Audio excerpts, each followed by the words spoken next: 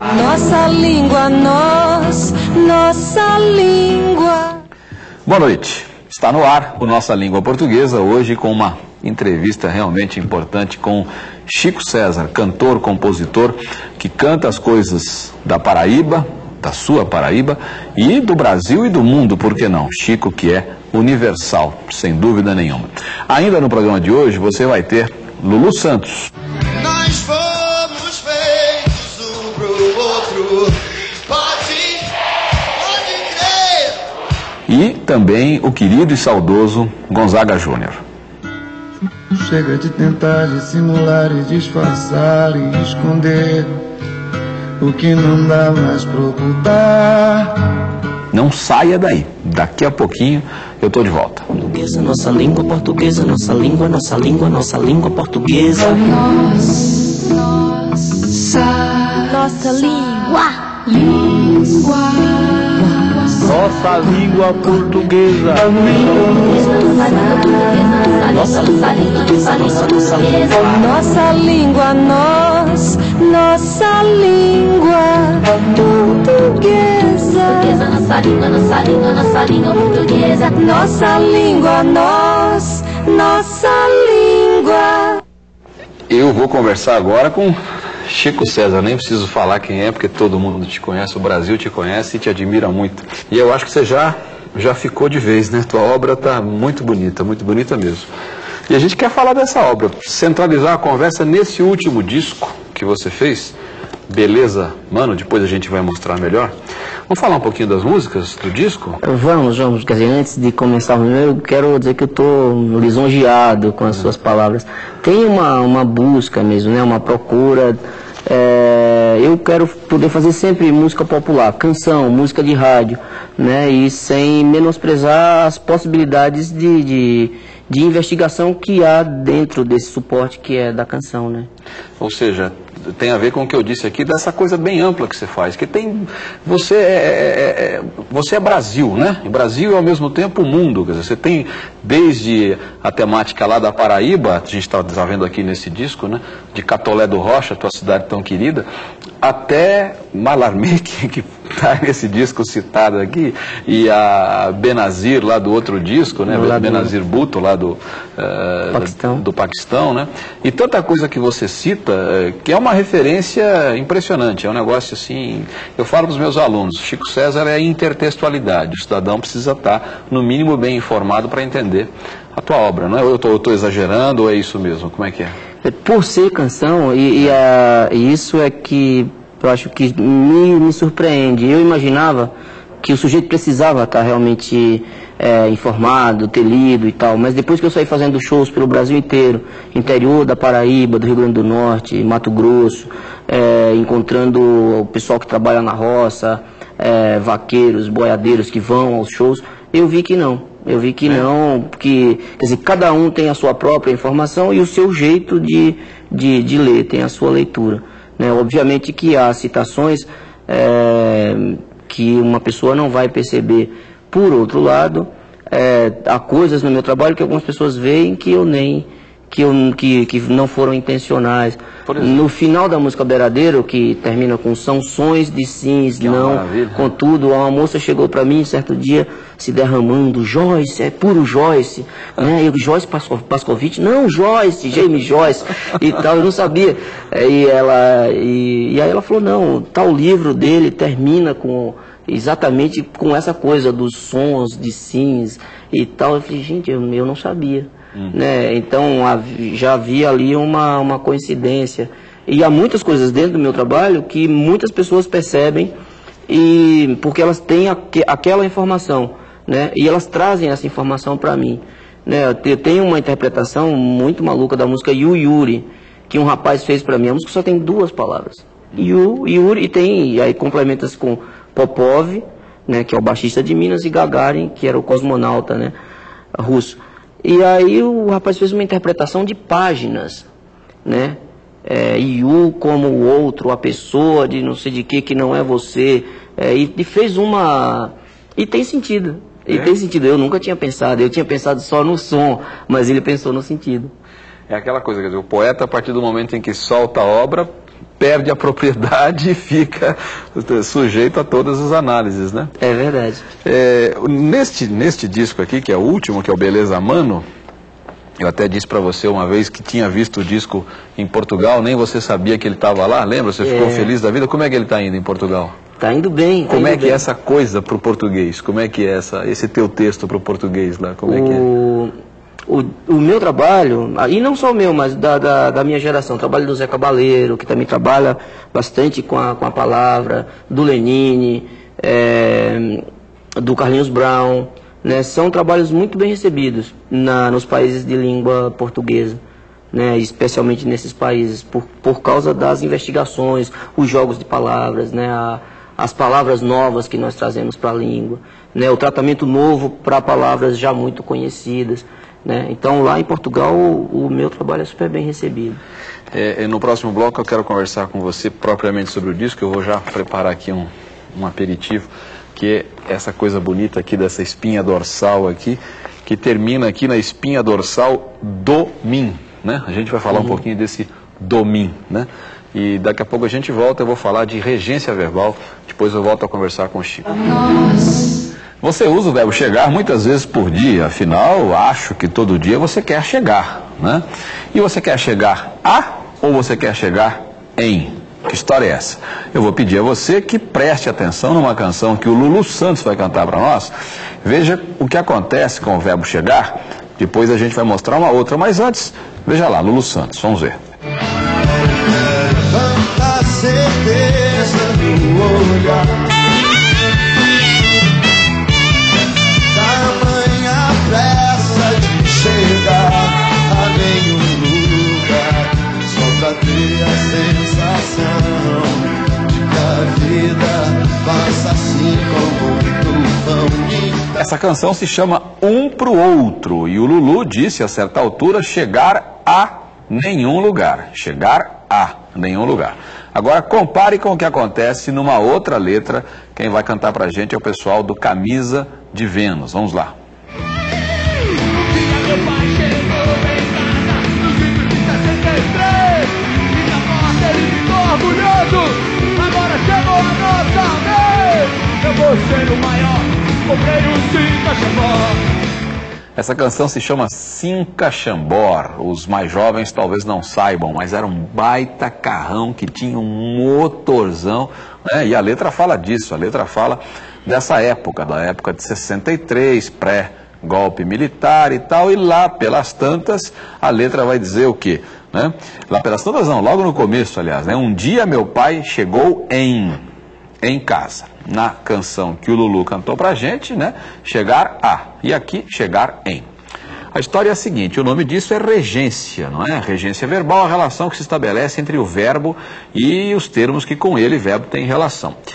A preposição que está nas gramáticas, que está nos dicionários, quando se trata de chegar, a preposição é a. Quem chega, chega a. Se você for a Portugal, você vai ouvir todo mundo dizendo que chegou a. Chegou à casa, chegou à feira, chegou ao mercado, chegou à escola, chegou ao Brasil, né? Aqui no Brasil, pouca gente chega a. No dia a dia, as pessoas chegam mesmo em. Eu chego em Brasília, chego em São Paulo, chego em casa. E aí, como é que fica?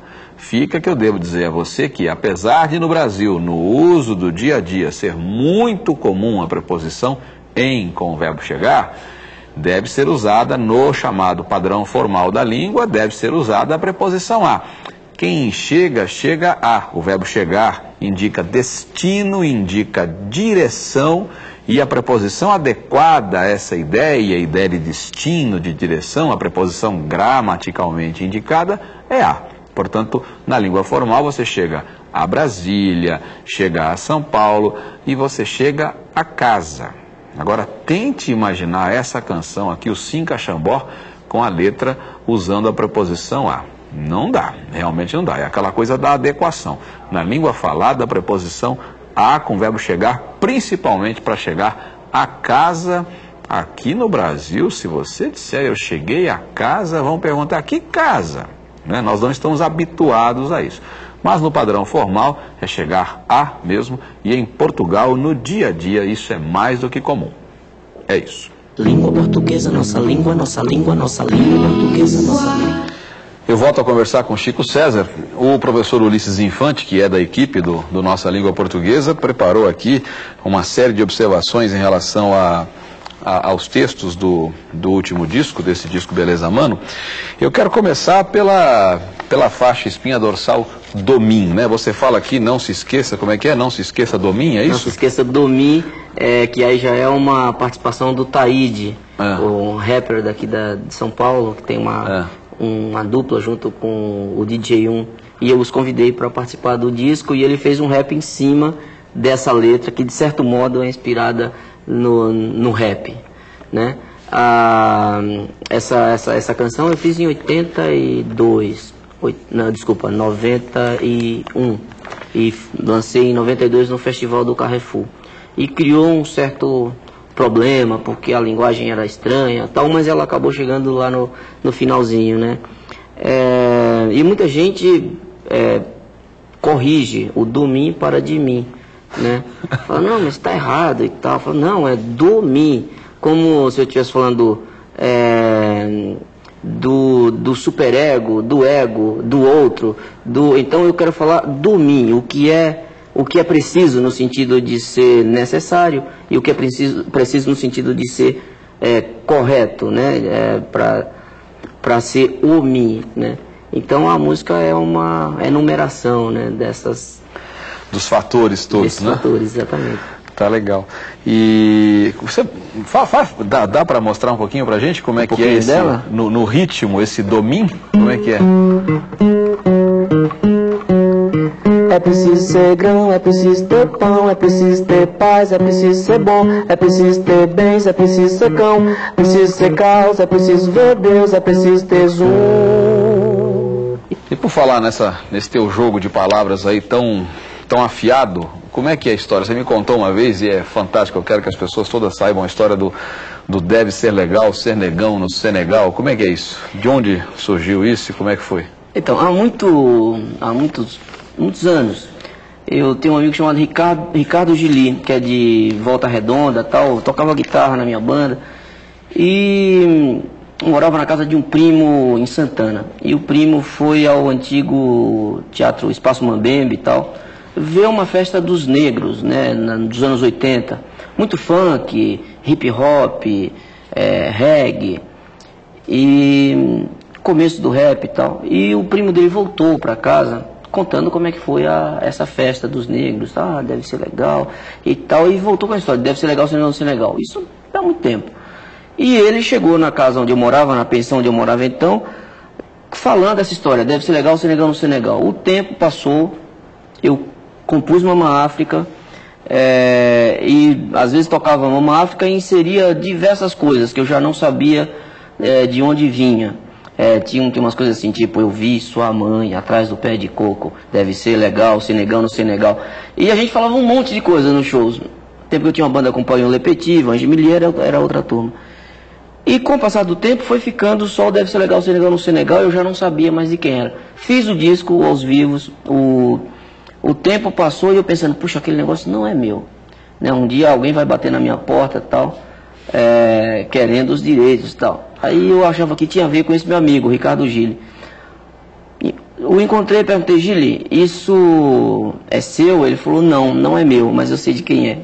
Aí eu falei, de quem é? Esse bicho é o meu primo, né? O meu primo que há muitos anos apareceu com essa história e tal, e na verdade é dele e tal. Eu falei, bom, mas ele não vai me... né? Ele falou, não, ele só quer um disco e ficou contente que uma bobagem que ele saiu pensando depois de uma festa, né, dos anos 80, serviu para alguma coisa e tal. Eu falei, pô, mas é tão precioso e tal. Depois encontrei o próprio primo, né? E isso começou a fazer parte da música. Nas minhas canções tem muita coisa reaproveitada, coisas minhas, coisas de outras pessoas. No Beradeiro, por exemplo, eu tinha muita dúvida se aquela frase da cigana analfabeta lendo a mão de Paulo Freire, que é uma coisa de louco, que eu ficava na dúvida se era minha ou se era de um amigo meu, do tempo da universidade. Ele mora no Piauí. E eu liguei para ele e perguntei. Magalhães, de quem é isso? Me tira esse peso na consciência. Ele falou, isso é seu, lembra daquele tempo que a gente fazia os recitais de poesia e tal? Eu falei, pô, bom, esse é meu, graças a Deus. Isso é uma coisa incrível, quer dizer, o autor esquece que é autor?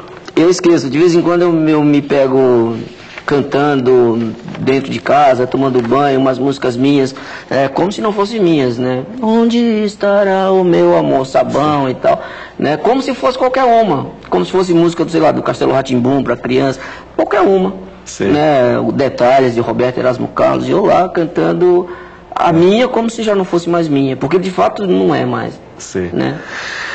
Eu vou interromper um pouquinho, nós vamos fazer um intervalo, daqui a pouco eu volto a conversar com Chico César. Nossa língua, nossa língua. Eu volto a conversar com Chico César. Vamos falar, a gente já falou que ia falar, falou, depois não falou, rodeou, voltou, foi, voltou. Vamos falar do disco agora, deste disco aqui. Chaga, né? Chega da chaga da dor, né? A música fica com esses gritos, né? Qual é o lance aqui linguístico do chega da chaga da dor? Como é que é? Então, essa música é de um show que eu fiz em 82, em João Pessoa. Um show chamado Pão Doce Recheado com Granada, né? Em que eu usei bastante um pouco da poesia concreta ou neoconcreta, né? Aliterações, a repetição do som buscando um sentido, né? Essa ideia de estar ali juntinho, ao mesmo tempo a chaga, né? E um grito de basta, chega, né? Chaga, chega. Né? E também com esse som da caixa, chagadá, como uma caixa marcial e tudo, né? Isso é uma herança do trabalho de Tom Zé, um pouco, né, do trabalho de Jardim Macalé. É uma tentativa de ter no universo da canção essas experiências, né? Não precisa ser tudo assim, mas eu acho legal também mostrar para a pessoa que se acostumou a ouvir à primeira vista, Mama África, que há essas possibilidades e que elas não se negam, podem caminhar juntas. Eu diria que há bastante, né, esse recurso aqui é bastante comum nesse seu trabalho, nesse seu disco, né? Há muito jogo de palavras mesmo, né? No Reprocissão, por exemplo, você joga com mano, maná, pão, peixe, pastel, né? Em transe, em terra, entranha, que é uma coisa muito bonita aqui, em transe, em terra, entranha, né? O jogo aqui das duas preposições, né? Em transe, em terra, para depois desembocar no entranha do som do né? Quer dizer, dá muito trabalho fazer isso, Chico? Como é que é o trabalho de construção disso? Quanto tempo leva? Você tem que lapidar, você acha logo a forma ideal, troca, joga fora, rasga, rabisca, como é que é isso? Cada vez é uma vez, cada processo é único. Essa música, por exemplo, eu fiz toda a primeira estrofe de uma vez, um estalo assim, parece uma coisa meio mediúnica, e eu fiz e depois achei que aquilo era uma forma, mas que eu precisava ainda ter mais dois com a mesma forma e uma espécie de refrão, né? Que é esse voar, só alado, encantado pela cobra que rasteja pelo chão, né? Numa referência à música Procissão do Gilberto Gil, né? Que foi feita no ano que eu nasci, em 64. Por isso Reprocissão. Por isso Reprocissão. E um dia desse alguém lembrou, pô, tem muito a ver com Gil por causa dos Refavela, Refazenda, Realce. Eu falei, isso eu nunca tinha pensado. Só tinha pensado no Procissão mesmo, não tinha pensado no resto, né? Então, nesse caso foi dessa forma. E tem músicas que já vem tudo. Tem músicas que eu fico assim dias, meses, anos, né? Guarda, depois volta, depois mexe, remexe. E há coisas um pouco, digamos, mais normais no aspecto de construção de frase, mas com um significado muito forte. Perto demais de Deus, por exemplo, essa gente é o diabo, né? E faz a vida de Deus em inferno, né? Como é que é? Quem é essa gente toda tão ruim que transforma a vida de Deus nessa coisa? Quem que é essa gente toda aqui do perto demais de Deus? Essa gente é o diabo. Na verdade, a gente tem uma relação muito utilitária com relação a Deus e aos deuses, né? Todo mundo valha-me Deus, Deus faça isso, Deus... Aí eu pensei, puxa, né, assim Deus já vai virar um funcionário, um office boy da gente, né? Cara, Deus me faça feira, que isso? Vai você lá, faz batalha e tal, né? E a música, eu tô aí tomando a defesa de Deus, não parece, né? Porque eu falo que tem muita gente perto demais de Deus e guarda Deus na cristaleira, né? Fica aquele retratinho ali, você vai lá e, né, diz duas coisas, se benze rapidinho e acha que Deus vai resolver a tua vida, né? Não vai, né? Você que tem que ir lá e resolver. A música te fala disso, né? A burocratização quase dessa relação com Deus, não o seu texto, claro, na vida das pessoas, né? E muita gente que hoje até se vale da imagem de Deus para sacanear, na verdade, né? Aqueles que iludem a boa fé dos outros, né? É um Deus a serviço de... É um office boy perigoso, né? Perigosíssimo. É verdade. Perigoso. O que é a beleza Zabelê? Zabelê é um pássaro, ou não? O que é a beleza Zabelê? Zabelê aí é... Zabelê, na música Beleza Mano, é isso? Zabelê é o nome da filha da Baby Consuelo. Uma das meninas chama-se Zabelê. E tem uma música, Minha Sabiá, Minha Zabelê, que Nana Caymmi canta, né? Com você. E Zabelê é um pássaro. É um pássaro, E eu tinha pensado... que beleza e Zabelê são palavras que estão ali dentro, né? Uma tá dentro da outra, né? E pensei em brincar com isso e juntar com mais uma outra coisa, que é esse modo de falar do jovem da rua de São Paulo. Beleza, mano, né? E eu quis trazer essa coisa do universo rural, do pássaro e tal, para um nome de mulher, para um nome delicado, né? E falar dessa necessidade de transformação, de atuação, de você pensar para cima, né? Pensar, tá alto astral. A música Beleza, Mano, que dá nome ao disco, né? Tem a ver com isso. Infelizmente, eu preciso encerrar. Eu vou te pedir, se possível, que a gente termine com você tocando um pouquinho da música do Paulo Freire, a música que você fez citando o Paulo Freire, se for possível. É o Beiradeiro, esse eu nem preciso tocar.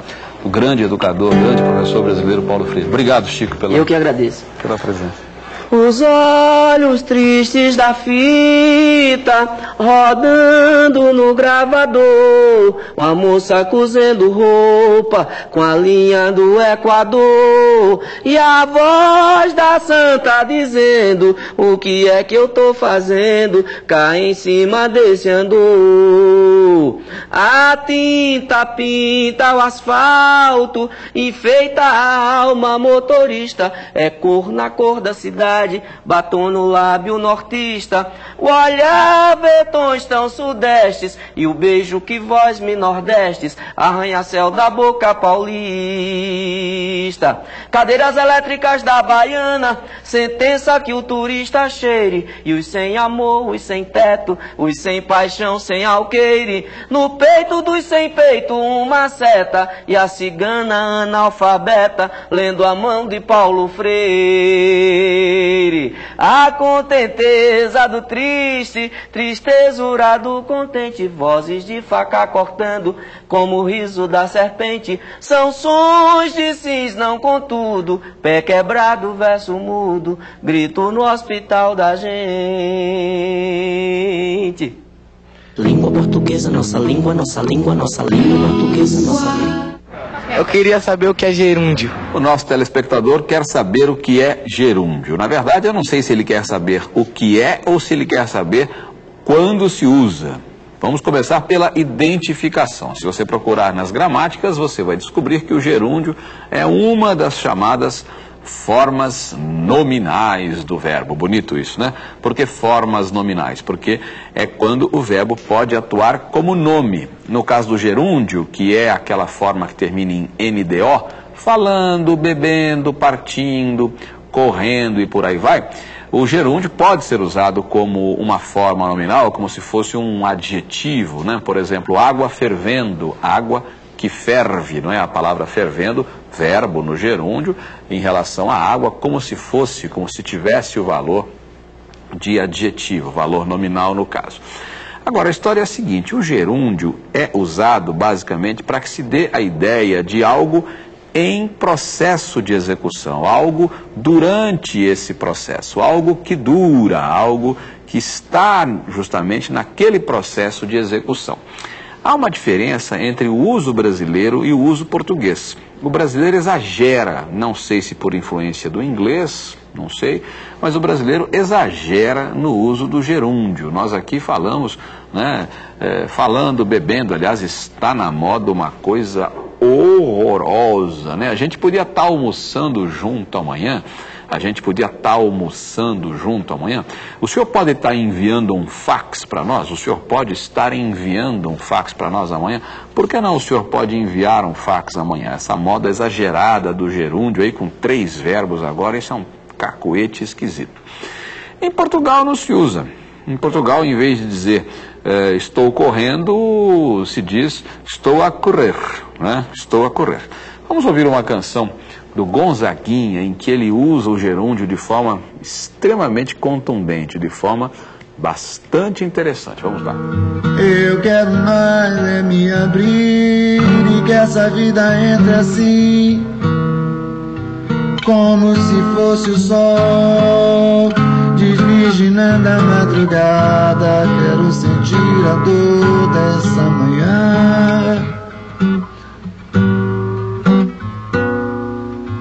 nascendo, rompendo, tomando, rasgando meu corpo. E então eu, chorando, sorrindo, sofrendo, adorando, gritando, feito louca, alucinada e criança. Eu quero meu amor se derramando, não dá mais pra segurar. Explode coração.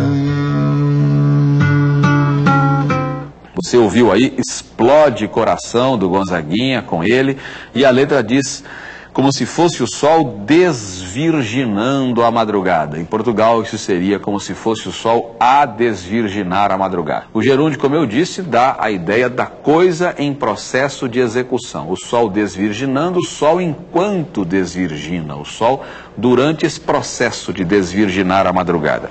O mesmo acontece nas demais passagens, nascendo, rompendo, tomando, rasgando, chorando, sorrindo, sofrendo, adorando, gritando, derramando. Esse gerúndio que prolonga no texto do Gonzaguinha essa ideia de tudo em processo de execução, tudo durante o processo de execução. Então é isso, caro telespectador, é isso que é o gerúndio em português. Língua portuguesa, nossa língua portuguesa, nossa língua, nossa língua, nossa língua portuguesa. Nossa língua. Nossa língua portuguesa. Nossa língua portuguesa. Nossa língua, nossa língua portuguesa. Nossa língua, nossa língua, nossa língua portuguesa. Nossa língua,